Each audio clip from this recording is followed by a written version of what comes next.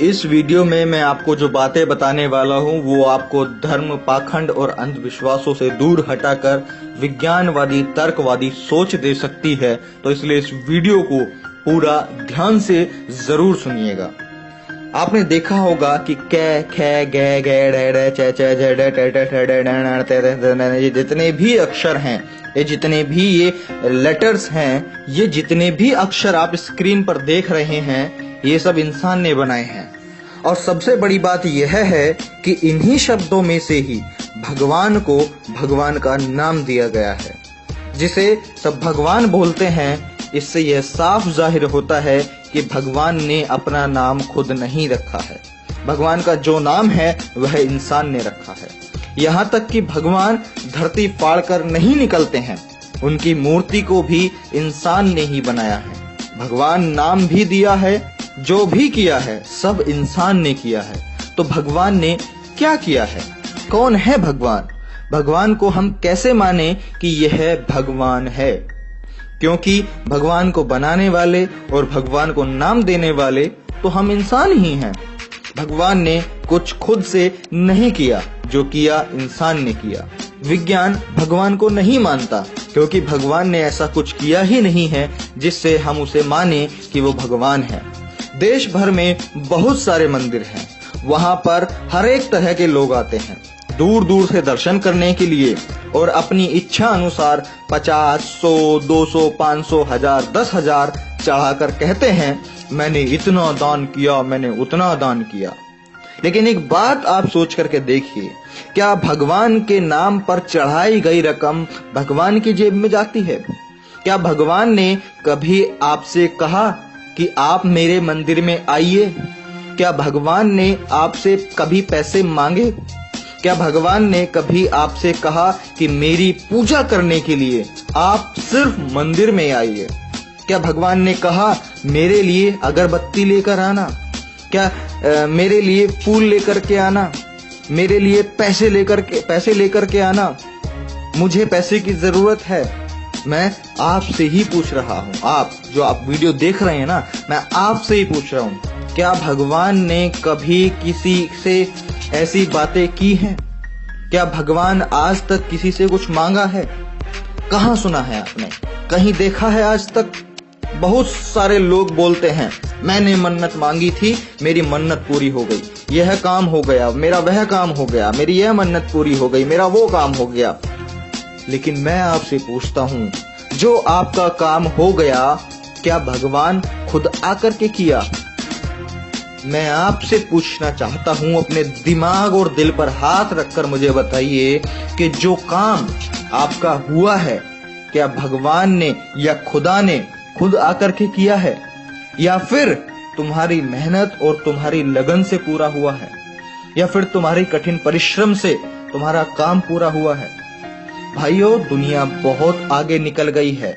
अब मन से, अपने अंदर से भगवान नाम का जो डर है उसे निकालो।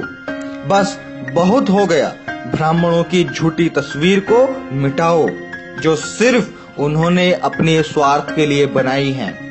इस बात को पॉइंट आउट कीजिए, जो सिर्फ उन्होंने अपने निजी स्वार्थ के लिए बनाई है। मैं आप सभी लोगों से कहना चाहता हूँ, मेरे सभी साथियों से कहना चाहता हूँ कि अंधविश्वास भगाओ, अपने आप को बचाओ। देवताओं ने सिर्फ राक्षसों को ही हराया है, मुगलों और अंग्रेजों को क्यों नहीं हराया, जो कि हमारे इंसानी जिंदगी के लिए बहुत बड़े अभिशाप थे। महिषासुर को मारकर दुर्गा देवी कहलाई, और बलात्कारियों को मारने वाली फूलन देवी डाकू क्यों कहलाई? पहले तो धड़ाधड़ अवतार जन्म लेते थे, शिक्षा का युग आते ही अवतारों की नसबंदी क्यों हो गई? कोई पैदा क्यों नहीं हो रहा है? नया भगवान या कोई नई शक्ति जन्म क्यों नहीं ले रही है? इस बात को आप समझिए कि आस्था ही अंधविश्वास की जननी है। आस्था मूत्र आपको पिला रही है और नारियल का शुद्ध पानी फिकवा रही है। भारत दुनिया का इकलौता देश है जहां मिट्टी की मूर्ति को देवी कहकर कपड़ा पहनाया जाता है और जिंदा औरत को नंगा करके घुमाया जाता है। अफसोस इन बातों का नहीं कि धर्म का धंधा हो रहा है, बल्कि अफसोस तो इस बात का है कि दोस्तों आज की डेट में पढ़ा लिखा भी अंधा हो रहा है। पिताजी का तो पता नहीं और माताजी की जय जय, वारे अंधभक्तों। 9 दिन मिट्टी की मूर्ति के लिए भूखे नंगे रह लेंगे, लेकिन जिस माँ ने 9 माह पेट में पाला उसके लिए भी कभी 9 दिन भूखे रह के दिखाओ। मानसिक गुलाम क्या होते हैं इस बात को समझिए। एडिसन ने बल्ब बनाया, ये सारी दुनिया जानती है, भारत भी जानता है, लेकिन ब्रह्मा ने दुनिया बनाई ये केवल भारत ही जानता है, और भारत के भी सिर्फ कुछ चुनिंदा लोग ही जानते हैं और खूब जोरों से इसका प्रचार करते हैं, और हम जैसे मध्यम वर्गीय गरीब मेहनतकश लोग इन बातों में फंस जाते हैं। ई रॉन्ग नंबर है भाया, ई रॉन्ग नंबर है। महसूस किया है उस जलते हुए रावण का दुख जो सामने खड़ी भीड़ से बार बार पूछ रहा है, आप में से राम कौन है, आप में से राम कौन है। पूरी दुनिया में भारत एक ही देश है जहां लहसुन प्याज खाने से पाप लगता है। पाप एक सब्जी को खाने में, दलाली रिश्वत हराम की कमाई खाने से पाप नहीं लगता, लेकिन लहसुन प्याज खाने से पाप लगता है। तो मैं आपसे यही कहना चाहूंगा कि दिमाग की बत्ती जलाओ और अंधविश्वास भगाओ। इस देश में अंधविश्वास और पाखंड और ये धर्मवाद इतना ज्यादा है, यही एक कारण है कि चाइना जैसे विकसित देश हमें कभी भी आंख दिखाकर चले जाते हैं। अगर हमारा देश भी टेक्नोलॉजी में साइंस की तरफ आगे बढ़ रहा होता, नॉलेज एजुकेशन पे आगे बढ़ रहा होता, फैक्ट्स एंड ट्रुथ के बेस पर आगे बढ़ रहा होता, तो शायद आज हमारा इंडिया भी डेवलप्ड होता।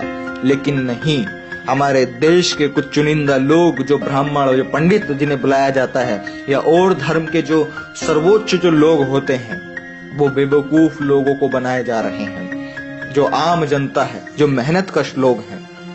तो मैं बस लास्ट में इतनी बात कहूंगा कि अपने दिमाग की बत्ती